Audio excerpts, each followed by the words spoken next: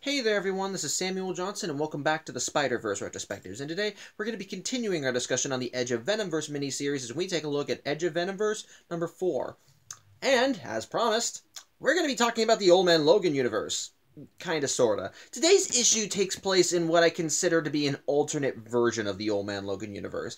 I say alternate version because, while the story clearly follows the continuity from the original Old Man Logan book, there are some things in it that don't exactly match up with things that we see. Like case in point, from what I can gather, at the time that this book was published, the titular Old Man Logan was running around the main Marvel universe to try and prevent the events that led to his world coming into existence. And on top of that, a character that dies in this issue does reappear in a later Spider-Verse storyline. So I do think that, so basically I do consider that the universe that issue 4 takes place in to be a separate universe from the original Old Man Logan one. Still in the same vein and continuity, but just different set of events, you know, like diverging timeline. Basically a what-if to the original Old Man Logan universe, so on and so forth. But, like I said, it does still follow the continuity from the original story, so I do finally get a chance to talk about the Old Man Logan universe, and, well,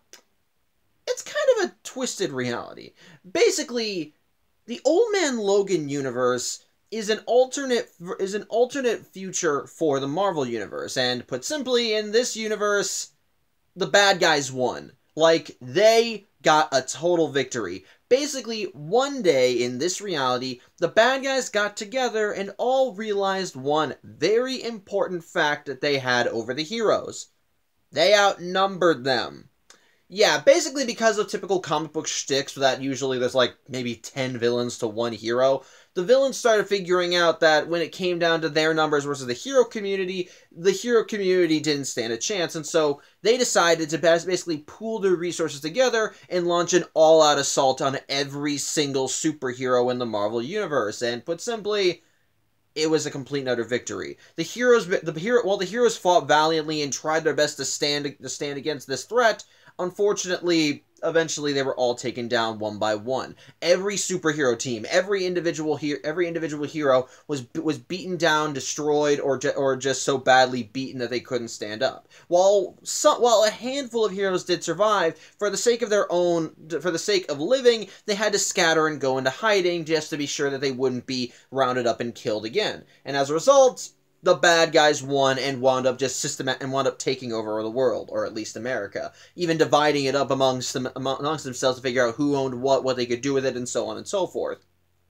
Which is where Wolverine comes in, because on the night that the villains launched their all-out assaults, well, the X-Mansion was also hit, and when it happened, well, from Wolverine's perspective, it looked like a whole gaggle of villains were attacking the mansion, and so Wolverine, being Wolverine, he started slicing and dicing through as many of them as he possibly could, and just not letting up, because basically the students and the X-Men were retreating, and he wanted to be sure that they didn't die.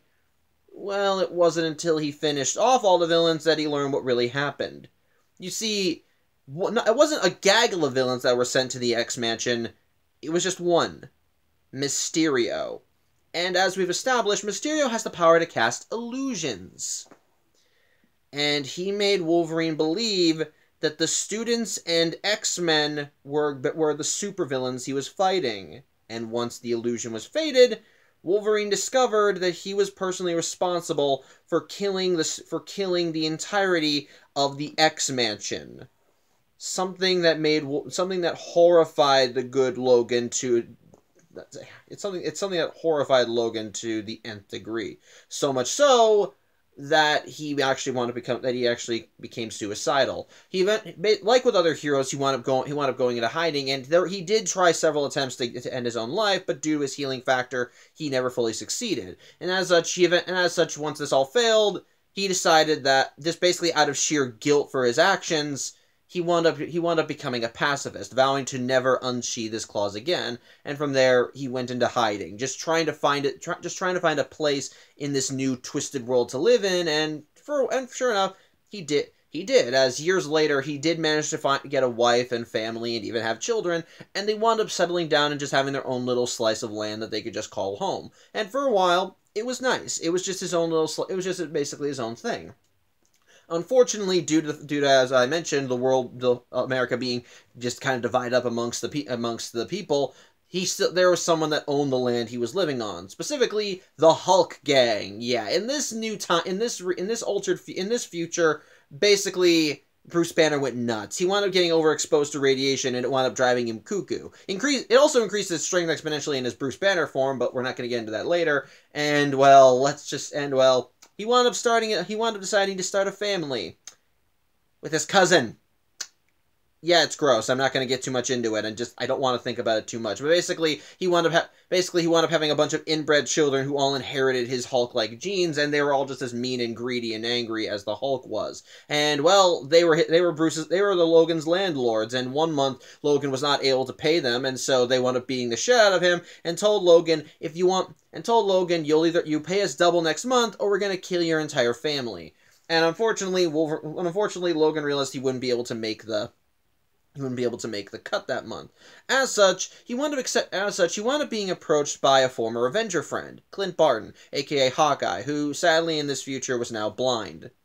And who basically, what was going on was that Clint was transporting some goods to the other side of the U.S., and he told Logan that the payout from this would probably be enough to cover what he owed the Hulk gang, and he figured that he could use some extra muscle. And while Wolverine was kind of reluctant to take part in it, Clint basically was able to convince him, and he decided, fine, I'll do this job. And so basically the entirety of the Old Man Logan story was Logan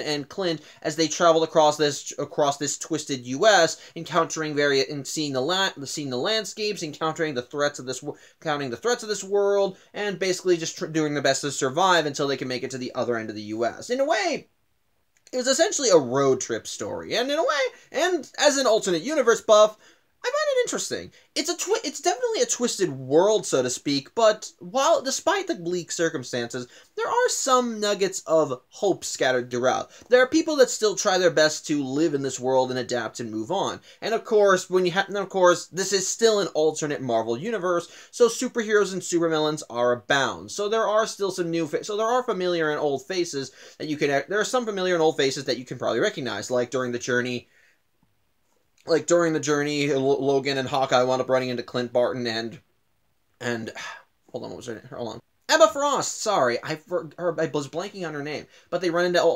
her and Emma Frost. They end up crossing paths with the Kingpin, who owns his entire arena. And it's even here that we actually meet Ashley Barton. Yeah, finally getting back to that. As I mentioned, Ashley Barton, who I have previously talked about here and there in the Spider-Verse retrospectives, calls the Old Man Logan universe her home. And well, if you can't guess by her last name, she's actually the daughter of Clint Barton and the granddaughter of her world Spider-Man. Yeah, her mother is apparently Peter Parker's, third daughter, so to speak. So, I don't know I guess he had time for enough kids? I don't know. My point is, as a result of that, not only is she the daughter of Hawkeye, but she also inherited her grandpappy spider powers and wound up taking on the Spider Mantle herself. At first, it was assumed that she was going to use this mantle to be a superhero, as she apparently led a team to try and assault the Kingpin's fortress to try and take him down. Well, no, actually, that wasn't the case. You see, when you live in a world where it's just a struggle to survive, and the big supreme leader is a guy with a red skull for a head, because Red Skull decided to essentially make himself the president of this world, you kind of have a rough childhood. And basically, Ashley Barton grew up rough and just struggling to survive, and that made her mean and angry and essentially wanting more. And as a result, when she became older and decided to claim the Spider title for herself, rather than use it to follow the mantra of with great power there must also come great responsibility, she used it to essentially say with great power comes even more power. And so while she did end up taking down the Kingpin, she didn't do it to free the people, so to speak. It was to take over his empire, and the instant that she did that, she wound up turning against her father and Wolverine, as they were the ones that helped her achieve this goal. And well, she wanted to essentially kill them to make an example. While they did manage to escape from her, that little plot that was left kind of unweaved, so to speak. They just essentially, Logan and Hawkeye just kind of abandoned her, and you never saw her again for the rest of the story, with their only other appearances being in Spider-Verse. So basically, she's not really a nice person. And there is a reason I'm bringing her up, I assure you. But, with that all said, there is still a lot more that happened in Old Man Logan, and sadly, to understand issue 4, I do need to get into spoiler territory for Old Man Logan, so be warned. But basically what happened was that Wolverine and Hawkeye did manage to make their delivery, but it turned out it was all a trap. The delivery was supposed to be for these, this experimental what's-its that would be able to give people superpowers, and Hawkeye was delivering it on the pretense that they'd be building a new team of Avengers with it. Unfortunately, though, this was all really just an attempt to get to Hawkeye, and as a result, they wound up killing him, and people that set this up wound up killing him and bringing Wolverine to the Red Skull, but Logan being Logan, he managed to be resourceful and managed to not only kill the Red Skull, but get a crap ton of money, and then fly away into the discarded remnants of the Iron Man armor. Which, yeah, he did manage to make it home in time before his deadline, only when he arrived home, he found the bodies of his wife and kids, with a message written in blood saying, "We got bored." Yep, it turns out the Hulk gang came back early and decided to kill his family as recompense. And this essentially pissed Wolverine off something fierce that he finally just said, "You know what? Screw my pacifist act," and he just unsheathed his claws and essentially went on a rampage against the entire Hulk gang, killing them all one by one until he eventually managed to make it to the head of the Hulk gang, Bruce Banner, who it turns out intentionally wanted Wolverine's family killed so he could tick Wolverine off enough that they'd get into a tussle because he wanted to do it for old time's sake. And basically, long story short, Wolverine killed the Hulk. Although there was still one member of the Hulk gang that he let live, a baby by the name of Bruce Banner Jr. And basically, to kind of act as a screw you to Bruce / as a memoriam to the man that Bruce and also as a way to honor the man that Bruce was before he went cuckoo for Cocoa Puffs, Wolverine decided to take the baby in and raise it as his own, and the ending of Old Man Logan was just him going off into the wasteland to essentially continue his superheroing ways and help out wherever he could. Which is actually where issue 4 begins, because issue 4 takes place at least 15 years, or 14, I forget which one, 15 years after the events of Old Man Logan. Basically, in that time, Logan has raised the baby as his own child, which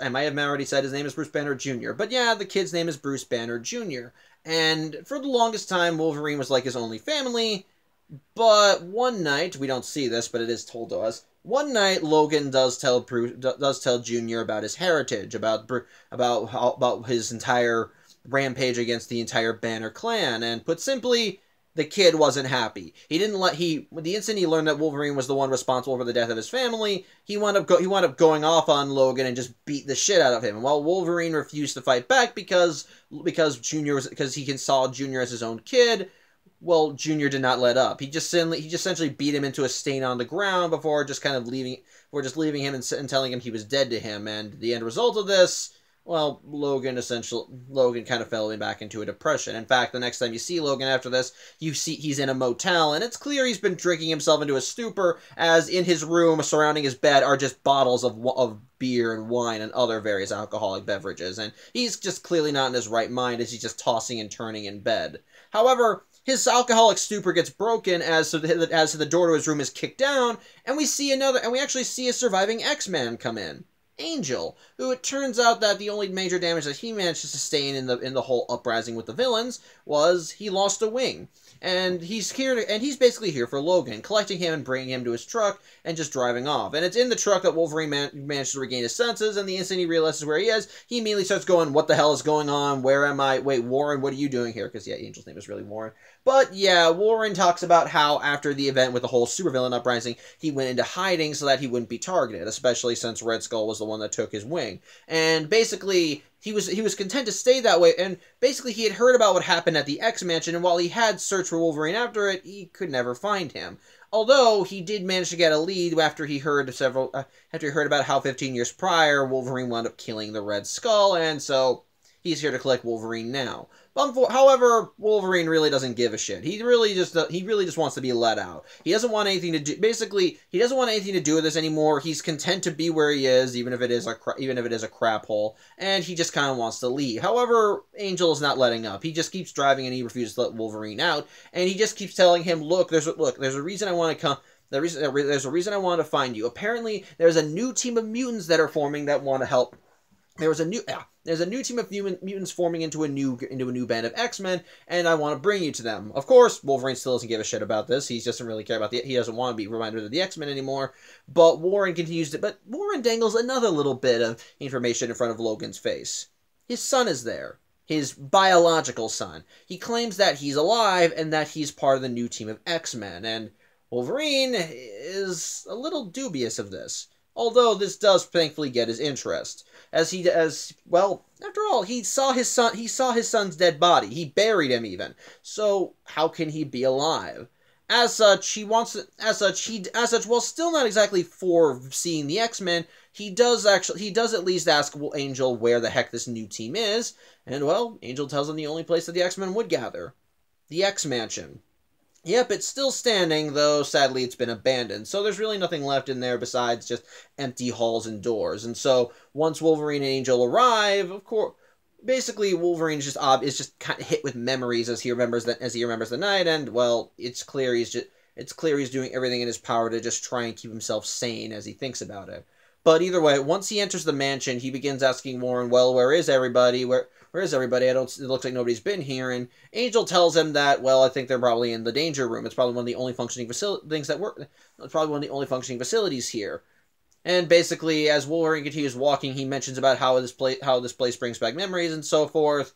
Before Angel exclaims, "You made this place a tomb." And from his back immediately pops out a metal wing.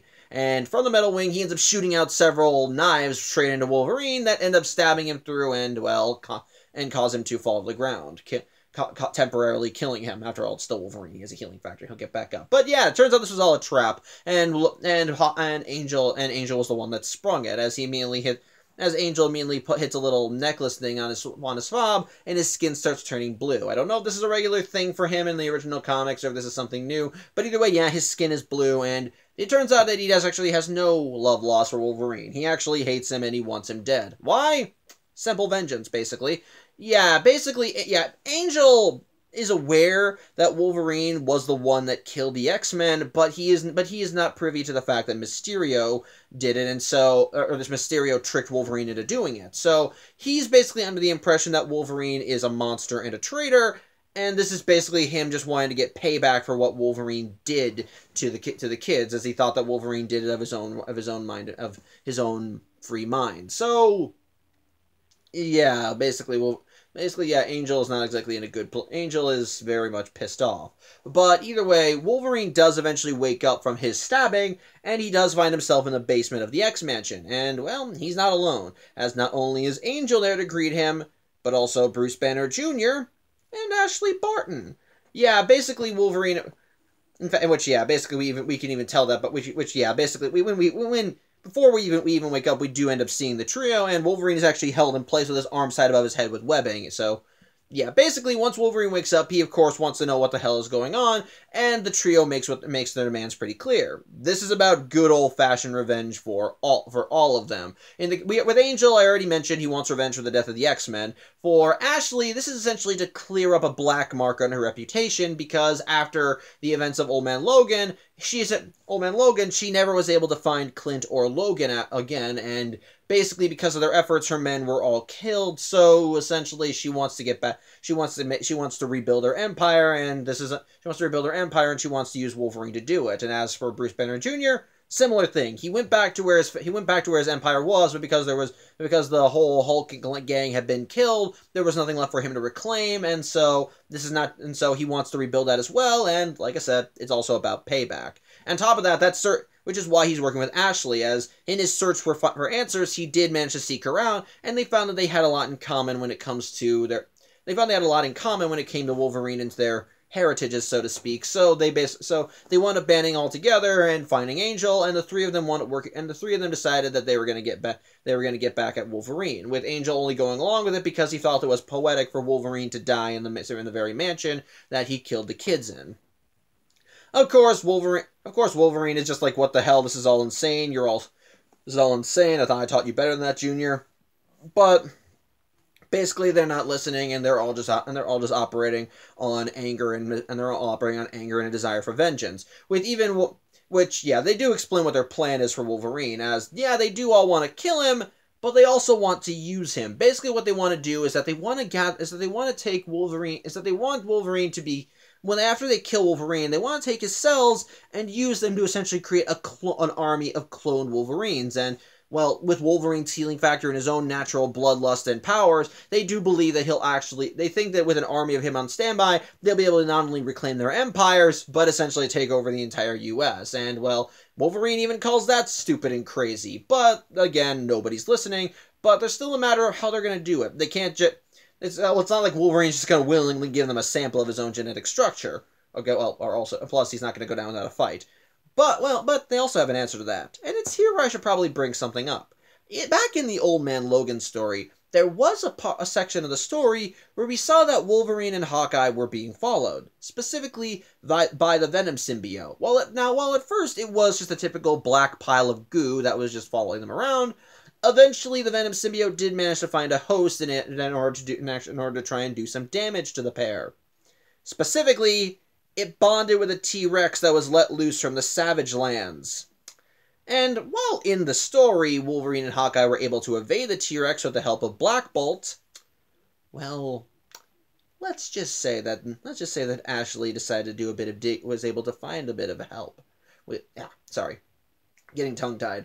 Let's just say that Ashley was able to acquire some resources in her desire for revenge. As after they talk about the plan, they have Angel open a door end up opening a door in the basement, and coming from the door is the Venomized T-Rex, looking just as angry and hungry as it did when it was chasing Wolverine and Hawkeye.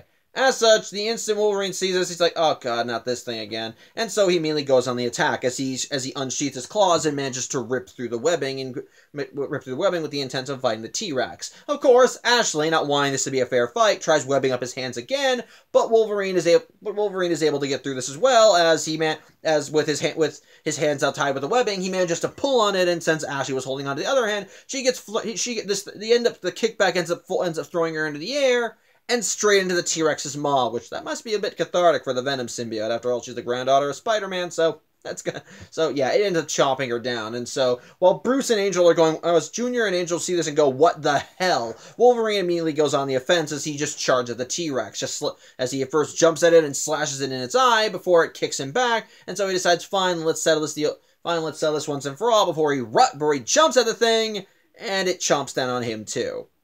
From there, well, Junior thinks that, well, that's that. The plan's successful. They got Wolverine. Now all they have to do is just wait for him to be digested, and for his enzymes to mix with the venom with the bits of the Venom symbiote, and from the T-Rex's fecal matter, they'll be able to create a clone of Wolverine. So they think everything's done, right? Well, not really, because as you see that the symbiote starts reacting somewhat, as we see tendrils starting to go down, as we see the tendrils in the symbiote start to go down the T-Rex's throat, much to its own surprise. And so as it does that, the symbiote seems to recede, going down as it goes down this thing's gullet, until the thing just falls over dead. Of course, Junior and Angel see this and go, what the hell? Before they immediately see why this is happening. As bursting out from the T-Rex's chest is a Venomized Wolverine. Which, okay, yeah, I won't deny that is kind of badass. So, yeah, Wolverine's now got the symbiote, and of course, as like with any other host of the symbiote, he's now stronger, faster, and a lot more violent. As such, As such, Junior and Angel quickly realize just that how far up Schitt's Creek they are, and immediately go on the offensive. With Junior actually managing to Hulk out, and rather than facing Wolverine himself, he just throws Angel at him and makes a run for it. Now, of course, Angel is still more on the offensive as well, as he continues blaming Wolverine for all the crap that happened in his life, for the death of his kids, for the death of the X-Men. While Wolverine still tries to say, "I didn't know it was the kids," Angel's not listening and just calls him a liar and tries to hit him again with more of the knives from his metal wing. Thankfully, the Venom symbiote is able to intercept all of them before throwing them right back at Angel and skewering him through. And I don't know if Angel has a healing factor or not. He's mentioned something about it before, but either way, he's down for the count, and the symbiote keeps urging Wolverine on because while Angel's down, there's still Junior to deal with. And sure enough, in the upper floors, Junior's just trying to make a run for it. But Logan manages to catch up with him, and they get themselves into a little battle. And Wolverine continues talking about how Bruce Banner was once a friend of his, and how if Bruce saw him now, if Bruce saw Junior now, he'd be ashamed of him. And Bruce says, "I never got the chance." And Junior says, "I never got the chance to know him at all, thanks to you. Time to finish what I started." As he holds Wolverine to the wall with the intent of caving his face in. But again, the symbiote manages to overpower him as with its tendrils, it manages to grab Junior and just hold him to the ground. And under the symbiote's influence, Wolverine's anger just keeps getting more and more stoked. And he talks about how he kept the truth from about how, yeah, again, Bruce was a friend of it. Bruce was a friend once, and how Logan took Junior to make things right. And as he poises his claws over Junior's face, he says, "I hope revenge was worth dying for." And yeah, I will openly admit there is some part of me that feels some schadenfreude at seeing this entitled brat suddenly look terrified for his life. But in the middle of all this, Wolverine does remember the night when he told Junior the truth, and how even on that night he refused to fight back, and that bit of positivity manages to allow him enough control, manages to give him enough control over the symbiote for him to actually resist and rip some of it off his face and give a proper explanation to Bruce. And as he talks about how, yeah, he's sorry he kept the truth from him, but there's a reason why he did it. And that reason is, well, Logan never gets a chance to finish, as while he's yelling at Junior, a portal opens up and sucks him in, and sure enough, Logan reappears in a more dilapidated version of the X-Mansion. And the first words he says upon arriving are, "I love you," before he once again is greeted by the Venomized Captain America, who tells him that, yeah, that's sweet, but he's got to get up, they have a war to win. So, thoughts on issue 4. 1 second. Sorry, I use my phone as a light and I don't think it's needed anymore. But anyway, yeah, what are my thoughts on issue 4? I do think it's pretty interesting. Basically, I do, as a continuation of the Old Man Logan story, I think it's fine. I do kind of like that we get some more follow-up from that, and we do see that there are still lasting consequences from the original Old Man Logan story. That, yeah, while Wolverine did take out some of the big bads in this world with the case of, like, Kingpin, Red Skull, and even the Hulk gang, that doesn't immediately mean that the world is suddenly back to the way it was. The Old Man Logan universe is still kind of a hellhole in its own regard, and people are still kind of struggling to stay alive. And well, there's a reason why Wolverine is in a pit of self-pity, because, well, he's still, the night that he killed the X-Men is still in his mind. And while he's found ways to move past it and continue on being Wolverine again, that doesn't mean that the guilt has not just gone away. He still remembers what it was like back then. It's just that he's found a new reason to keep fighting. And thus, and one of those reasons was, again, Junior. He managed to find new life by adopting Junior and raising him. But as we saw in the beginning of the issue, that wound up going to hell, as he eventually did tell Junior the truth about what happened with his family, and justifiably, Junior is angry that he never got a chance to know his family. But in Logan's defense, his daddy was knucking futz, so I think I'd want to hide that fact from him too. And based on how Junior reacts in the story, maybe it was for the best that he didn't know. But my point is this. I do like that there is still lasting consequences from the original story, and that ultimately Wolverine still has a few debts to pay. He's still at, like, because again, the actions in the original Old Man Logan story are still having an effect on him. Like, again, after all, we finally get follow up with the X-Men as we see one of the surviving ones actually hunting Wolverine down, wanting to skewer him because he blames him for what happened to the X-Men, which he's not entirely unjustified in, although he doesn't know the full story and refuses to even accept it when it's told to him.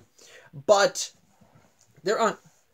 And on top of that, one of the villains from Old Man Logan, in this case Ashley Barton, comes back and wants to settle the score for what happened in there for Wolverine taking out her guys and managing to get away. Because ultimately that left a black mark on her and after he took out her men, it kind of crippled her empire. So yeah, she does have very much a lot of reason to go after him.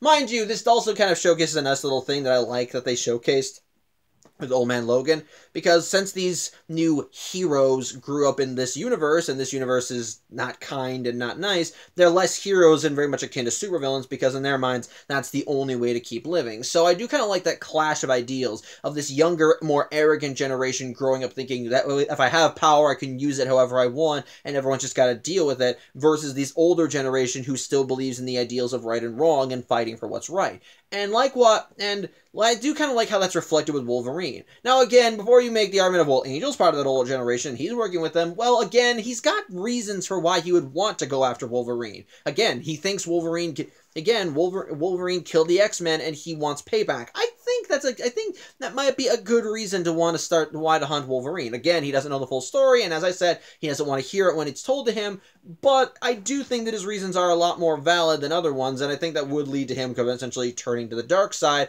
just to get back at Wolverine. But I do kind of like the clashing of these two different ideals with them. As Junior and Ashley genuinely believe that because they're the inheritors of the titles of Spider-Man and the Hulk, that they can use that power to get whatever they want, and that their empires are owed to them because of their lineages. But then likewise, you got Wolverine who knows better and tries to tell them, you guys are not right. You guys are not right. You're in the wrong. Everything you're doing is crazy, and it's not gonna help you in the long run. But I kind of still like that clash. So I do kind of like that clash, and I do kind of like seeing how it gets revisited. The twist with Angel I do think is a good one, because when Angel first appears, you think that he's a friend, that he understands that. He looks at Wolverine as if they're both still surviving members of the X-Men, and that they want to work together to rebuild it, or at least Angel does. Like Wolverine said, he wanted nothing to do with the X-Men after what happened in the mansion all those years ago. But at the very least, But I do kind of like the twist when it turns out he actually wants to see Wolverine dead as well, because again, it makes sense, but it also is still fueled by the whole he doesn't know the whole story type of thing. But again, that was 70 years ago, and if he hasn't learned the whole story in 70 years, I doubt he'd want to hear it. I doubt hearing it now would change his mind.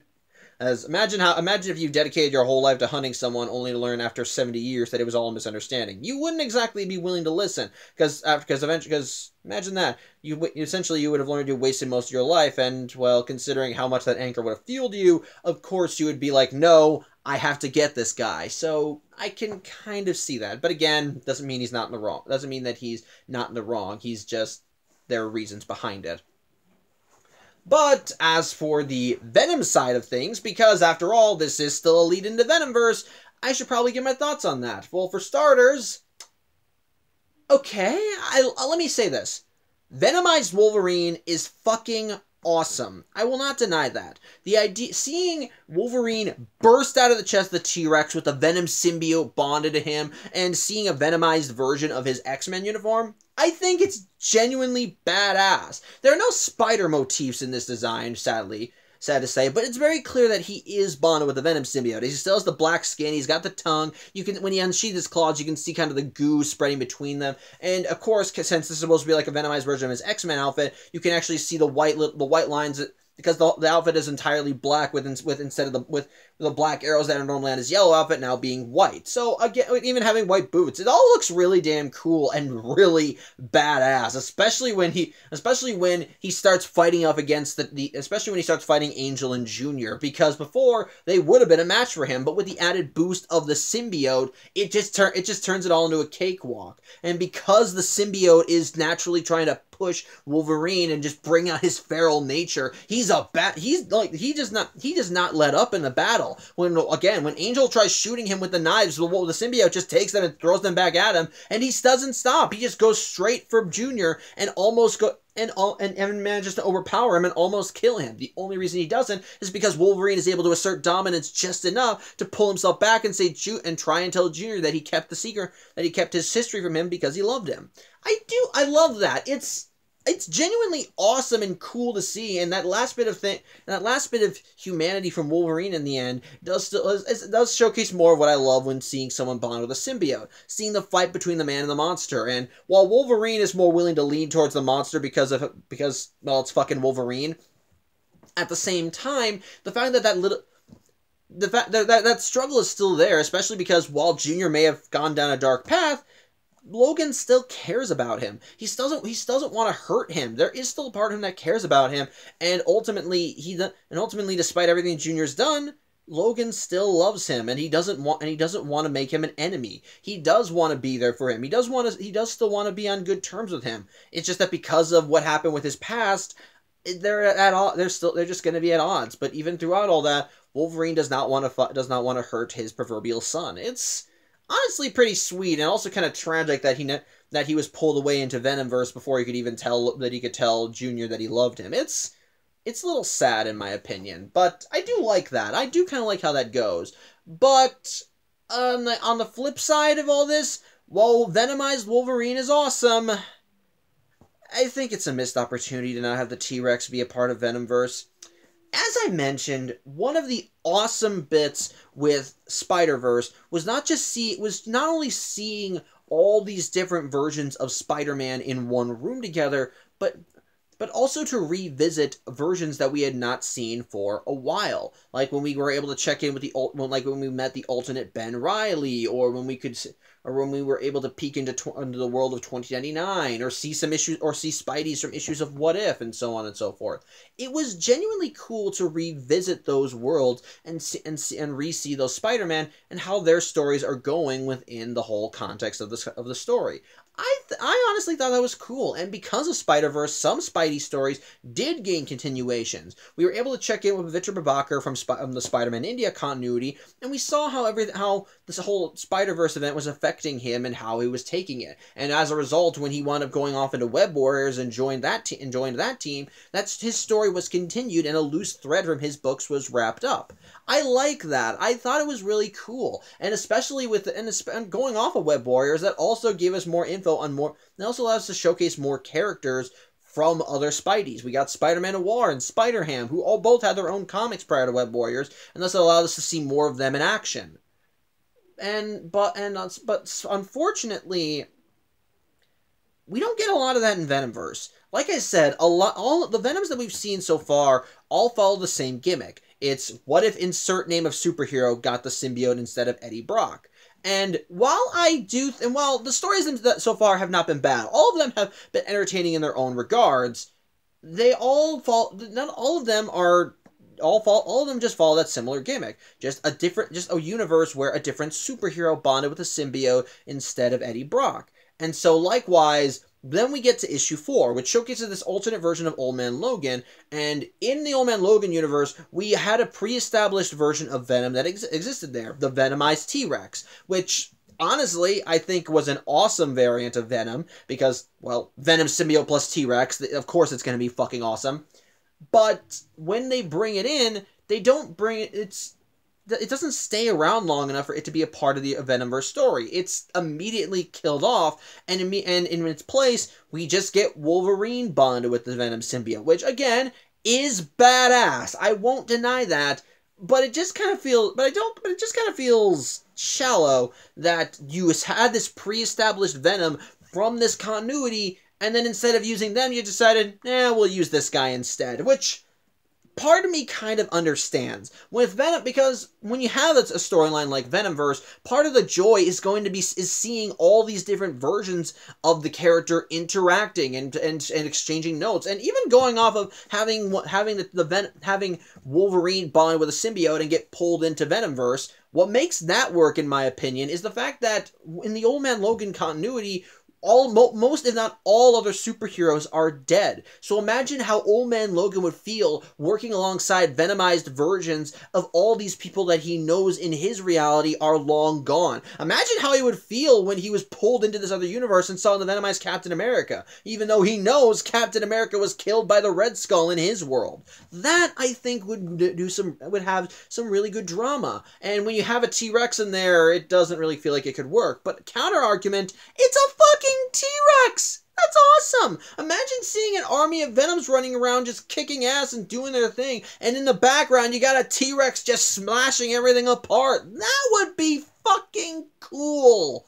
But instead the T-Rex is killed off and the symbiote abandons it in favor of Wolverine. And as a result, it just feels disappointing, like a missed opportunity. Like, you could have had something awesome when that, like, you could have had this awesome Venomized T-Rex be a part of your story, but then you just kind of decided, nah, we'll go with the more famous name instead. So I am gonna kind of knock that against the story. Not against the Venomized Wolverine. It is legitimately badass. I just hate that in order to get that, we just had to sacrifice the Venom T-Rex. So, docking a point for that.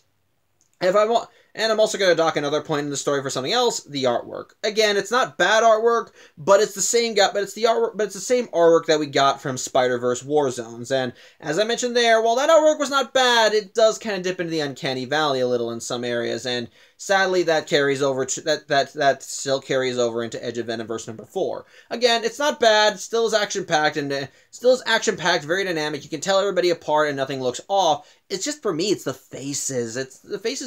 Faces can sometimes just kind of look weird, in my opinion. So, again, it's not bad artwork. Perfectly fine. If you enjoy it, good on you. And I'm not knocking anything against the artist at all.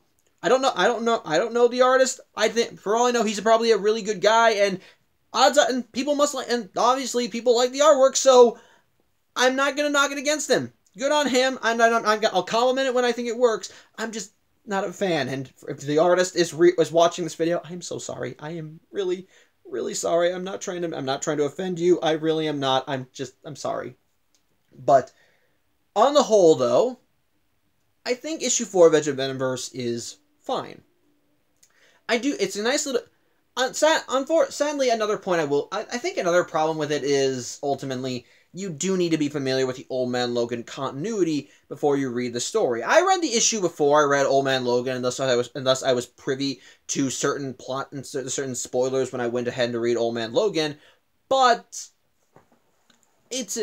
while